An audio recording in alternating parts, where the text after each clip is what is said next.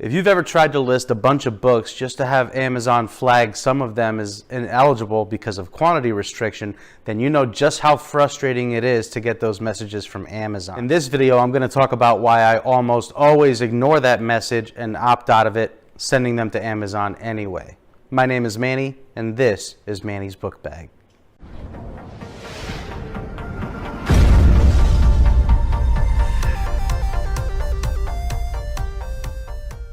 What's going on, everybody? It's Manny, and I'm back with another video. I'm here to talk about the hot topic of the day, and that is FBA eligibility restrictions because of quantity. A lot of you in the groups are talking about how a lot of your books are being flagged as being ineligible for FBA quantity, even though the ranks are fantastic and there's very little competition. Now, for those of you that don't know what I'm talking about, Amazon is going to have eligibility issues with certain books if they're of very high rank or they feel that they have enough quantity on hand. In my experience, I have found Amazon's estimates of what they've got on hand versus what they sell to be wildly incorrect, and sometimes they'll even put these restrictions on really fast-selling books and CDs. Now, going through the Facebook groups today, there have been a lot of threads, people posting about how these restrictions have been out of control and really all over the place.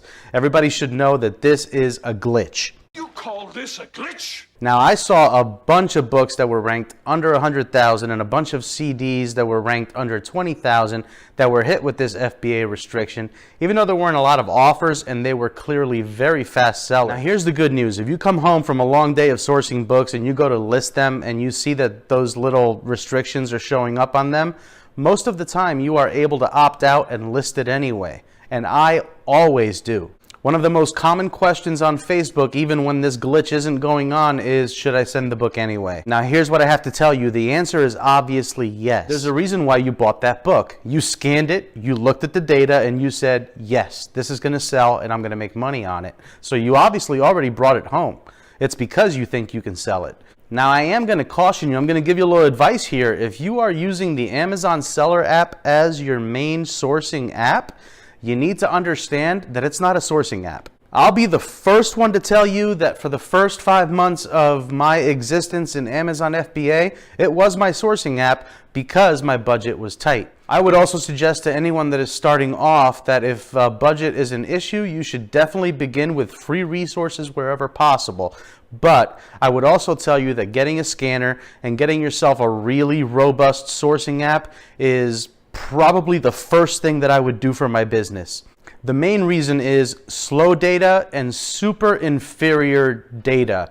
I don't think it is any question that if you're selling books on Amazon FBA, you have to have an application that gives you very fast access to Keepa, to Camel, that is going to give you some level of e-score or sales count that is going to tell you how often this sells and whether that sales rank is correct or whether it's really misleading. If your book is ranked 200,000, but it's only because it actually sold, and the history on that book indicates that it's on its way back up to 7 or 8 million, you think you got a home run.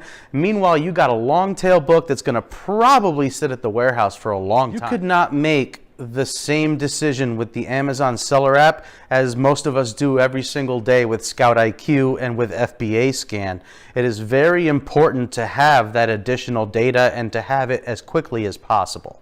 Not to mention that having the ability to pair up your scanner with that application is a really big deal, and you just can't do that efficiently with continuous scanning with the Amazon Seller app.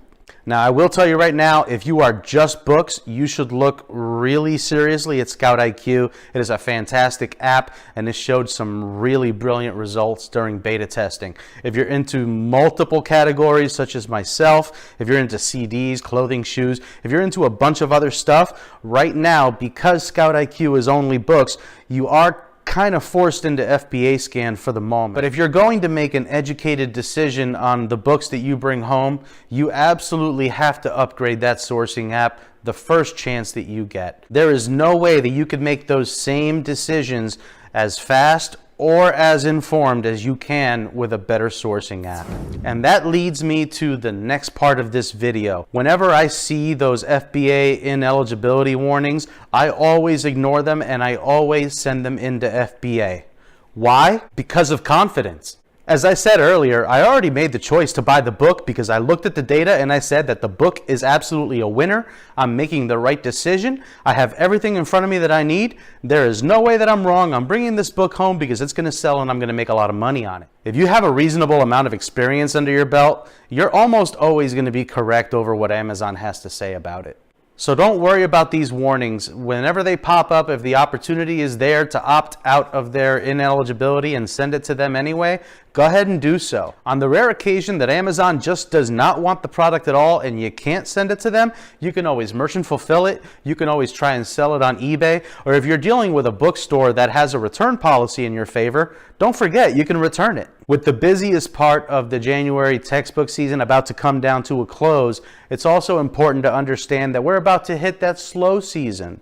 We're about to hit February and March, which for me was the slowest time of the year last year. During this time, I hope y'all just put your head down and work really hard, source more, ship more, keep your spirits up. Even though these are difficult times for an Amazon FBA seller, I know we have to deal with these system errors, these glitches, these FBA fees, these Amazon shipment splits. Even though it seems like Amazon's always trying to kick you while you're down, This is Sparta! I really hope that you all just continue to reject negativity, reject negative people in your life and your business, and always stay grateful for what we have and where we are in this business. Well, that's all for today's video, folks. If you enjoyed this video and you want to see me make more videos like this one, please remember to share, like, and subscribe to support the channel. If you haven't liked this video yet, go ahead and give it a thumbs up. And if you're not subscribed to the channel yet, go ahead and tap on that book bag right over there. And as soon as you do, tap on that bell so that you don't miss any new videos when they come out. Until next time, let's go make some money.